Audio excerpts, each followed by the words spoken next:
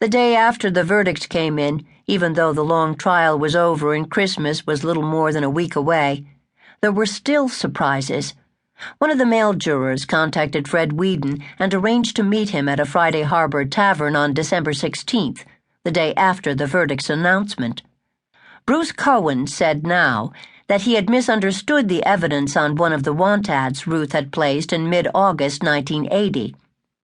Cohen told Whedon that he had seen the newspaper ad that showed Ruth was selling a 3-bedroom house within a week of her husband's disappearance. He believed it was her own home that she was selling, and now realized that it was not, but only a friend's. Ruth had only inserted her own phone number in the ad. "If I'd known that," Cohen told Whedon, "it would have been a hung jury." But the state had never said that Ruth was selling her own home, nor had Whedon offered evidence that she was not. Judicial precedent would not call for a new trial or a mistrial because of the manner in which a juror's mind reached an opinion. Not unless there was jury misconduct.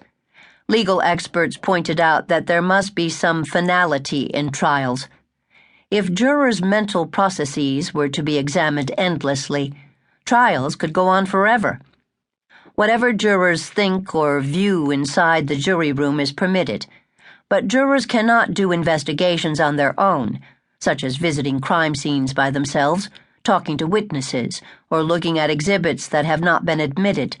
That would be outside the pale. Ruth had quickly put a number of items up for sale after Rolf left, but not her house.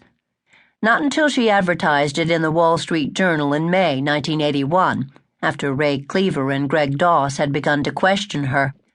Juror Cohen's second thoughts did not lead to a new trial. On January 13th, 1986, after spending the holidays in jail, Ruth Neslund was sentenced to life in prison. While prosecutors argued for a 30-year minimum, Judge Bibb said he would recommend a minimum of only 20 years. Even with time off for good behavior, Ruth would have to serve 13 years and 7 months. At 65 and in poor health, it was not likely she would leave prison alive. But, for now, Ruth was still fighting. "I didn't kill my husband. I wouldn't. I couldn't," she said once more. She recalled that she and Rolf had their ups and downs, and that the latter had become more frequent.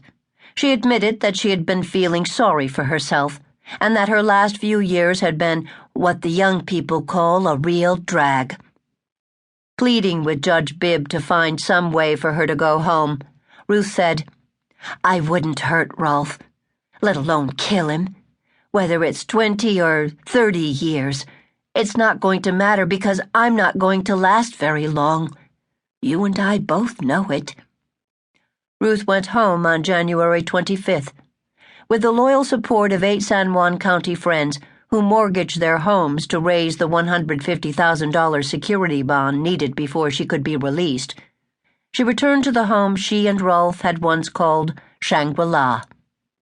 While Fred Whedon appealed her sentence, she planned to return to running her bed and breakfast business. Ruth Neslund had numerous islanders who believed in her innocence, many of whom were well-respected citizens. One was Charlotte Paul Reese, the author. Reese was a former member of the Washington State Board of Prisons and Paroles, and a presidential appointee to the U.S. Board of Paroles. She wrote to Judge Bibb to ask that Ruth be granted a retrial, or at the very least, that she be released on her own personal recognizance. Ruth could hold her head up high, reassured in the knowledge that influential people believed in her. She had always had a good grip on the English language, one that belied her lack of formal education, and she spoke to Seattle Post Intelligencer reporter Larry Lang in an interview in which she castigated those who she felt had unfairly seen her convicted of murder. She was very angry at Winnie K. Stafford, who was despondent after she testified. She scoffed at the idea that Winnie K. was competent enough to speak out against her in court.